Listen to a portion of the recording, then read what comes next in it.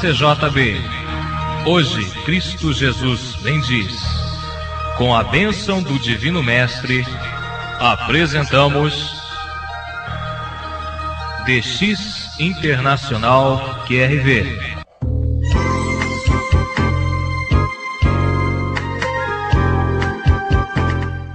Como está você? Espero que tenha sido uma ótima semana. Bem-vindo a este seu DX HCJB e receba a saudação da sua amiga Eunice Carvajal.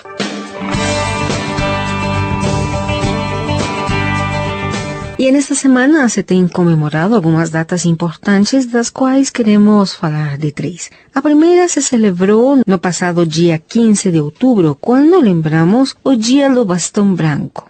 O dia no qual queremos todos lembrar-nos daquelas pessoas que não veem, os cegos. E em Equador, em geral, passou totalmente esquecido o dia. Estamos no meio de uma campanha política, o que faz que até os políticos que deveriam lembrar disto esqueceram desta data. Mas na cidade de Guayaquil, diversas escolas que trabalham com não videntes, ou seja, com pessoas que não veem, saíram para a Praça da Integração para ensinar àquelas pessoas que se veem como é o mundo na escuridão.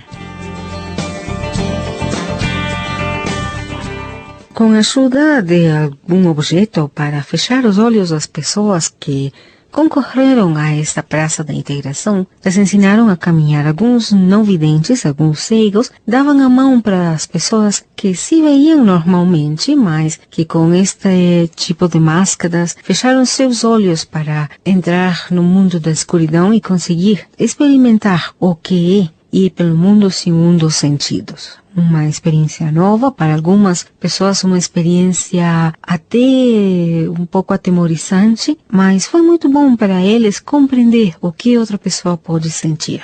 Para quem temos algum problema na visão, como é meu caso, por exemplo, que tenho mais de 11,50 de miopia, quando tiramos os óculos, muitas vezes sentimos a falta, a inseguridade que nos produz a falta de um dos nossos sentidos. Devemos pensar também nos cegos. Muitas vezes deixamos estacionado nosso automóvel dentro da área que é para os transeuntes, para os peatones, como falamos em espanhol. E isto é um empecilho para aqueles não videntes, ou que não veem, não sei como dizem vocês em português, mas se eles têm que baixar para a rua no lugar de ir pelo lugar para os peatones, eles correm um grave risco de ser atropelados. Também muitos dos semáforos não têm também uma alarme sonora que lhes permita a eles saber quando a luz mudou de cor. Como é a melhor forma de ajudar aos não videntes, às pessoas que não veem? Bom, a educação especial e a reabilitação lhes permite superar suas dificuldades. Nesta saída que eles fizeram para a Praça da Integração, tinha pessoas que trabalhavam em computação, tinha pessoas que faziam tecidos e bordados, mesmo que não tinham a visão, mas eles conseguiam trabalhar por meio de seu tacto. Assim que uma boa educação permite a um cego se superar. Lembremos que um cego não é surdo. Você pode falar diretamente com ele, pode se identificar, pode dar um toque ligeiro no seu ombro para que ele saiba que você está falando com essa pessoa. Se você termina de falar com ele e tem que ir embora, pois avise a ele, diga estou indo, até logo. Na rua, se você vê um cego, ajude a ele a cruzar a rua, mas não lhe confunda. Ofereça seu braço e ele vai saber como seguir-lhe. Não confunda ele cruzando em diagonal numa estrada, pois isso vai lhe desorientar e a mais de ser uma coisa contra as leis de trânsito. Se lhe perguntam por alguma direção, não indique as coisas com gestos, senão que fale com palavras certas a forma na qual ele pode dirigir-se para onde ele quer. Lembremos que eles são pessoas exatamente iguais que você e que eu, mas que eles têm tido a necessidade de aprender a valer-se por meio dos outros sentidos. E no dia 16 de outubro também se celebrou o Dia Mundial da Alimentação. Também um dia que os políticos equatorianos esqueceram, mas não os alunos de alguns colégios da capital da República Equatoriana, que se reuniram no coliseu de um dos importantes colégios da cidade para reunir alimentos para os mais necessitados. Escrevamos em nossa agenda para o próximo ano, se você esqueceu, mas para o próximo ano, 16 de outubro, mais um dia no qual você pode fazer algo em prol da alimentação das pessoas que nos rodeiam. E no dia 17 de outubro, o DX Clube do Brasil cantou os parabéns para todos seus membros, pois eles completaram 21 anos de fundação e atividades ininterruptas. E neste final de semana, os equatorianos estamos em eleições. Na quinta-feira passada, se fechou o tempo para a propaganda política. A partir das 24 horas da quinta-feira ou 00 horas da sexta-feira, ficou completamente proibido fazer qualquer tipo de proselitismo ou propaganda política e também entramos ao que se chama a lei seca, ou seja, que também está proibida a venda e consumo de bebidas alcoólicas. Uma ordem que esperamos que tenha sido obedecida por todos os equatorianos. E neste domingo, os equatorianos estão elegendo a um possível presidente ou possivelmente estaremos chegando a uma segunda volta eleitoral ao igual que o Brasil. Segundo a lei de eleições aqui no Equador, o voto para todos aqueles equatorianos de nascimento que têm mais de 18 anos e menos de 60 é obrigatório. Se você deseja, como equatoriano, fazer algum tipo de trâmite legal ou, por exemplo, na Seguridade Social, eles vão exigir de você a papeleta de votação. Se você estava fora do país, no caso dos equatorianos que se encontram na Espanha, nos Estados Unidos, em outros países, quando eles votem para o Equador, tem que se apresentar ao Tribunal Supremo Eleitoral e pedir uma excusa de parte deles que lhes permita fazer seus trâmites normalmente. Assim que o Equador inteiro se mobiliza para entregar seu voto neste domingo. Não sabemos quem vai ser o candidato que pode ser eleito, pois há mais uma semana que têm sido proibidas as publicações das EBOPs. Talvez os candidatos mais opcionados, e eu vou me permitir dar este dado devido a que este é um programa que sai pelas ondas internacionais da HCJB e é muito pouco escutado dentro do Equador.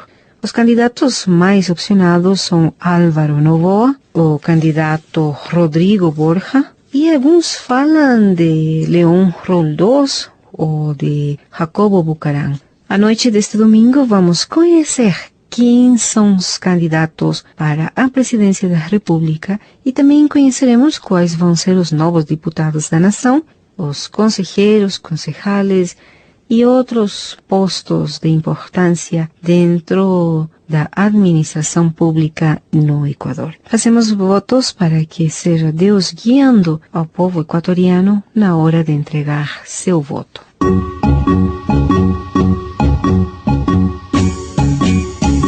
Como parte desta atividade, 3.500 voluntários, principalmente estudantes de colégios e universidades, que foram previamente capacitados pelo movimento Participação Cidadã, vão participar nestas votações ou nestas eleições como observadores, para que essas sejam umas eleições democráticas e sem qualquer tipo de fraude eleitoral.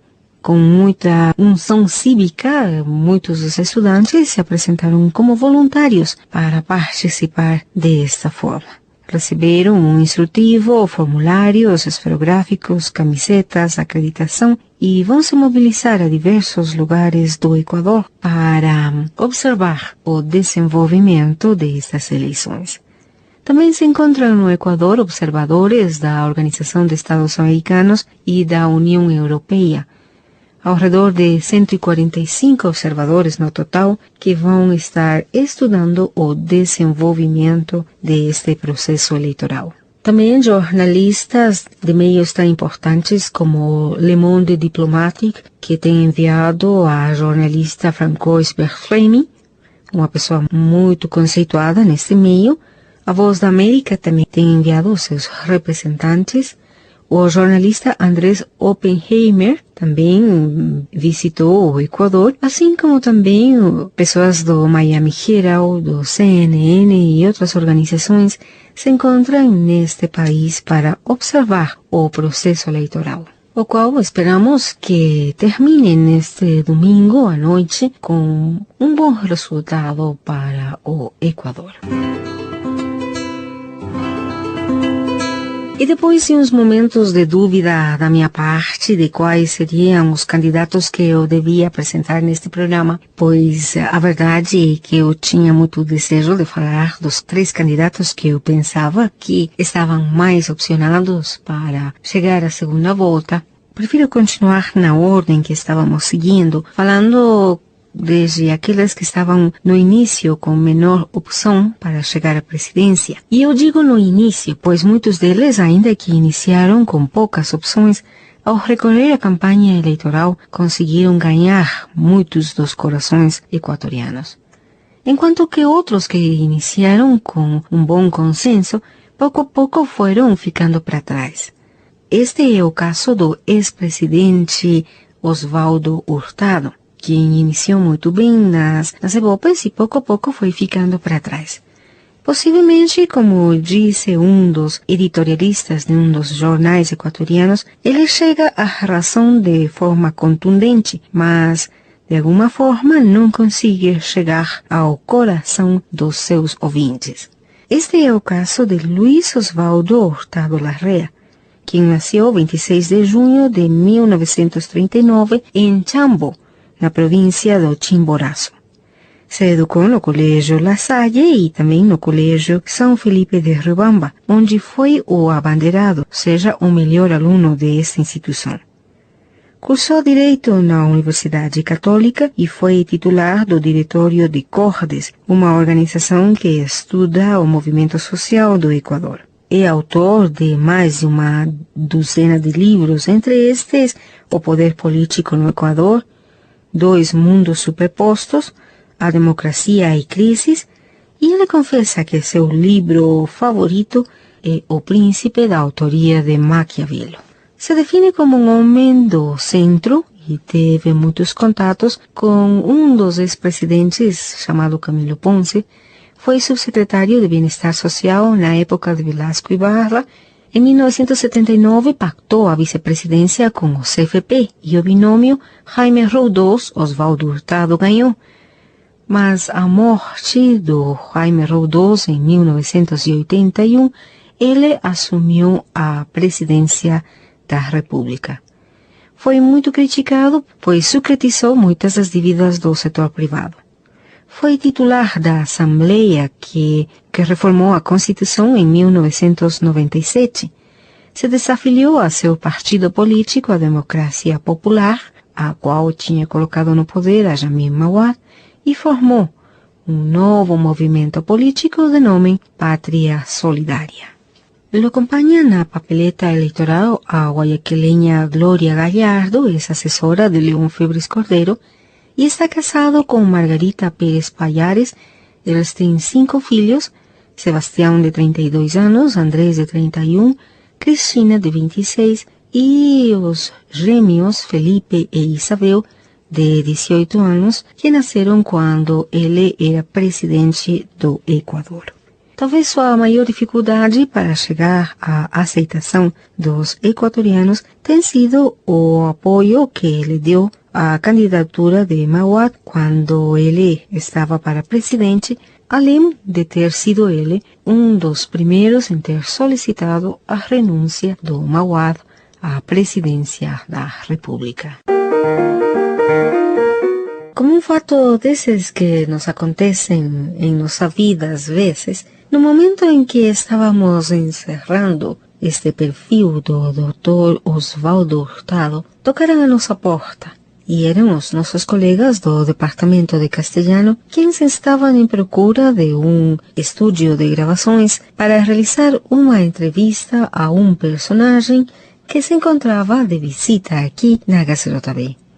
Este era o Dr. Osvaldo Hurtado, candidato para a presidência da República, quem, juntamente com nossos colegas, tiveram uma conversa a respeito dos problemas do país e das propostas que ele está fazendo para esta campanha. Esta entrevista saiu ao ar na quinta-feira e queremos compartilhar con você o inicio de esta. Aquí en La Voz de los Andes, HCJB, nos acompaña el doctor Osvaldo Hurtado Larrea, candidato a la presidencia de la República por Patria Solidaria, lista 24 en estas elecciones. Bienvenido, doctor, es grato tenerlo aquí en los estudios de esta emisora. Encantado de estar aquí a los años. ¿Qué elementos nuevos ha encontrado en el escenario y actores políticos de este proceso electoral, doctor? Si tomamos en cuenta el inicio del régimen democrático, cuando usted fue uno de los protagonistas. Bueno, uno muy importante, el desencanto bastante general con la política, con los políticos e incluso con el sistema democrático. Y dentro del sistema democrático, un profundo desencanto con el Congreso Nacional, con la institución Congreso Nacional, lo cual no es bueno porque el Congreso Nacional es un elemento de la democracia, sin el cual no puede existir un sistema democrático. A finales de los años 70, en cambio, había una euforia sobre lo que podía ofrecer la democracia, lo que podía ofrecer un gobierno democrático y lo que podían ofrecer los políticos civiles, luego de casi una década de dictadura. Ese es un cambio muy importante. De XHCJB, produzido pela rádio HCJB, A Voz dos Andes, que transmite desde Quito, no Equador. Você pode entrar em contato, principalmente durante este mês de outubro, que é o nosso mês do calendário. Escreva para o programa de XHCJB, HCJB A Voz dos Andes. Caixa postal 16.050, Curitiba, Paraná. O CP 81.611-970. A volta de correio você vai receber o nosso material e também, durante este mês de outubro, como eu já disse, o calendário para o ano 2003. Algo que tem sido preparado com muito carinho pelos nossos colegas em Brasil. E vamos agora para as informações do mundo do dechismo. Aqui Porto Alegre, a Rádio Nacional de Angola foi ouvida novamente em 11.955 kHz. A sintonia ocorreu aqui na capital gaúcha em 13 de outubro, a partir de 3 horas e 45 minutos no tempo universal. E a Rádio Burkina Faso tem boa sintonia no Brasil após as 21 horas UTC em 5.030 kHz, confira. E a Rádio Educadora de Limeira, no estado de São Paulo, é uma das poucas emissoras brasileiras que permanece na faixa de 120 metros. O seu diretor, Bruno Bortolan, pede que os dechistas reportem a emissora. A Educadora transmite em 2.380 kHz. Deve ocorrer nos próximos dias a mudança de frequência da Rádio Educação Rural de Tefé, no Amazonas. A emissora passará a transmitir em 4.925 kHz. Durante os trabalhos, a estação ficará fora do ar por 4 ou 5 dias. As informações foram prestadas pelo diretor da emissora, Thomas Schwambach, ao deixista Paulo Roberto e Souza, que reside em Tefé. Que enviar 12 relatórios de recepção sucessivos para a Rádio Romênia Internacional pode entrar para o seu clube de ouvintes. Devem ser enviados um relatório por mês, contendo os dados escutados, a data e frequência. Para cada ano de escuta, o ouvinte receberá um tipo de diploma diferente. Confira mais notícias na coluna de QSLs recebidos do Boletim Atividade DX. Peça informações a Caio Lopes, Caixa Postal 50, Itajubá, Minas Gerais. De Porto Alegre falou Célio Romais.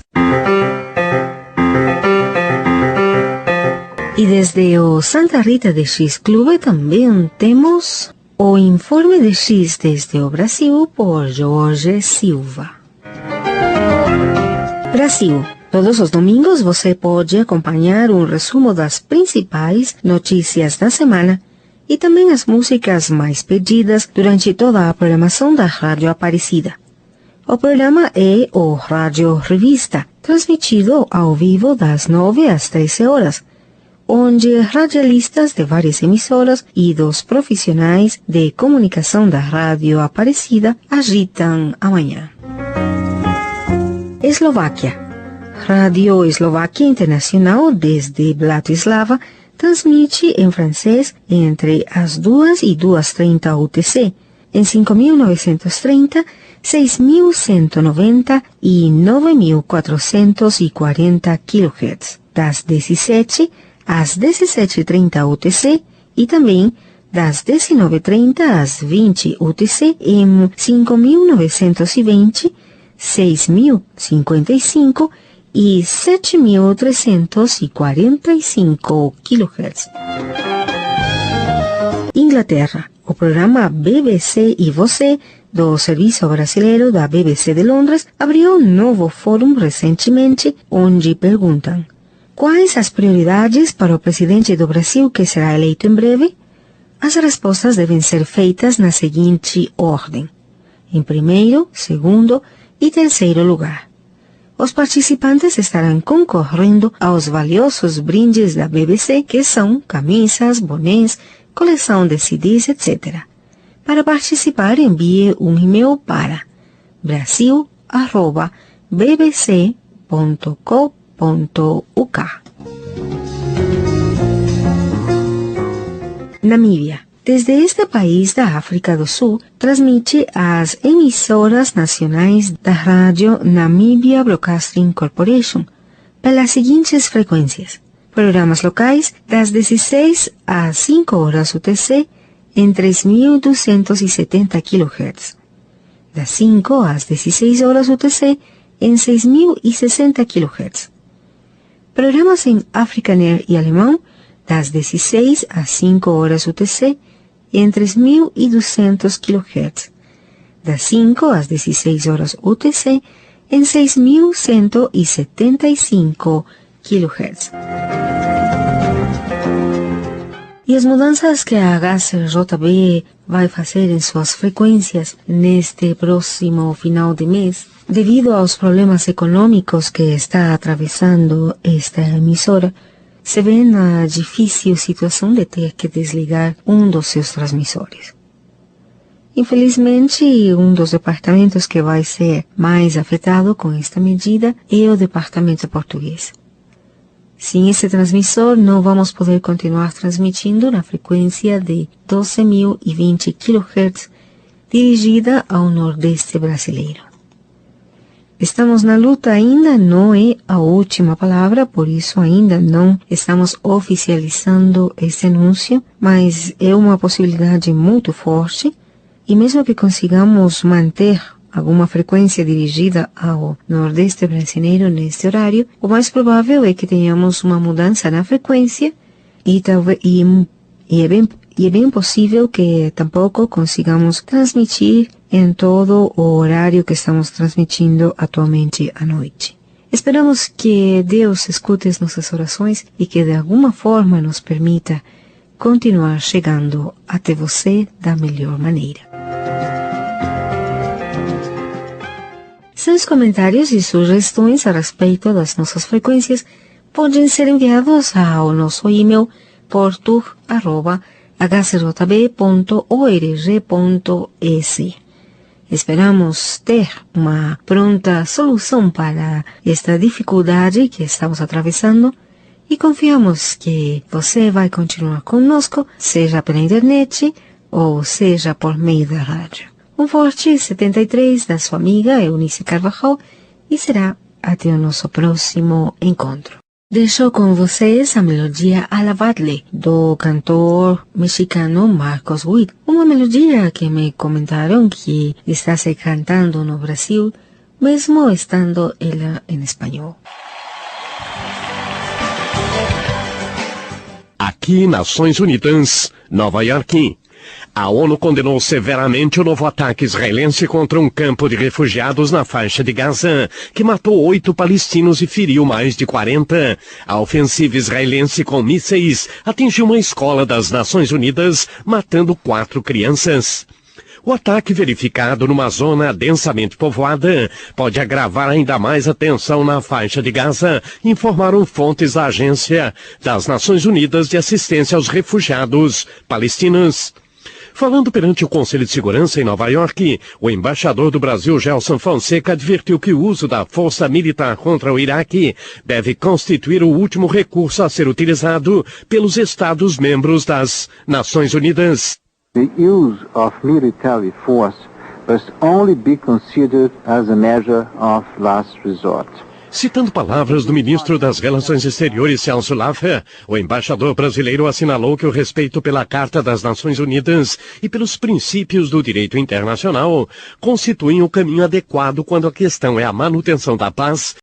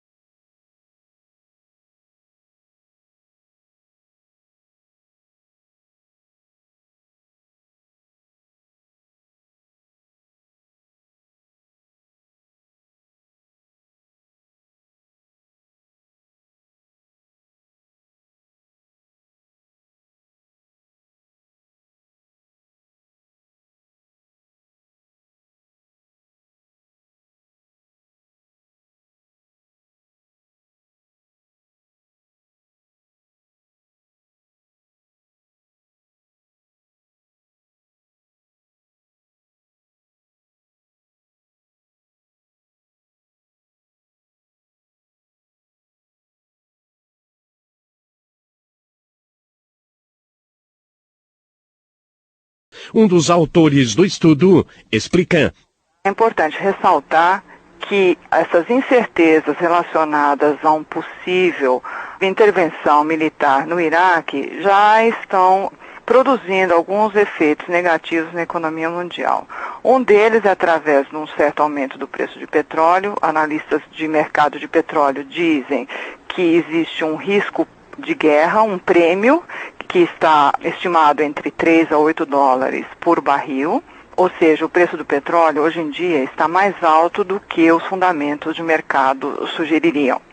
E o outro impacto negativo refere-se a um aumento de incerteza. E esse aumento de incerteza tem um impacto adverso sobre as expectativas tanto de consumidores como de investidores. Ana Cortez, economista do Departamento de Assuntos Econômicos e Sociais das Nações Unidas. Por ocasião do Dia Internacional da Pobreza, o secretário-geral das Nações Unidas, Kofi Annan, recordou que a pobreza extrema é uma ameaça à segurança humana em geral, constituindo também uma violação aos direitos humanos dos indivíduos. O secretário-geral da ONU apontou alguns avanços na luta contra a exclusão absoluta, mas indicou também que o número de pobres aumentou na África e no Oriente Médio. O problema da reforma do Conselho de Segurança voltou a ser discutido no quadro da Assembleia Geral da ONU. Representantes de cerca de 80 países defenderam uma representação mais ampla e mais democrática do órgão supremo das Nações Unidas, cujos assentos permanentes encontram-se hoje nas mãos de apenas 5 Estados-membros. O embaixador do Brasil, Gelson Fonseca, afirmou. O Conselho reflete uma realidade histórica que não existe mais, porque o mundo em que o Conselho foi criado, o mundo das Nações Unidas do fim dos anos 40, não tem mais nada a ver com o mundo dos anos 2000. São 191 estados, o mundo de desenvolvimento tem uma presença muito mais forte.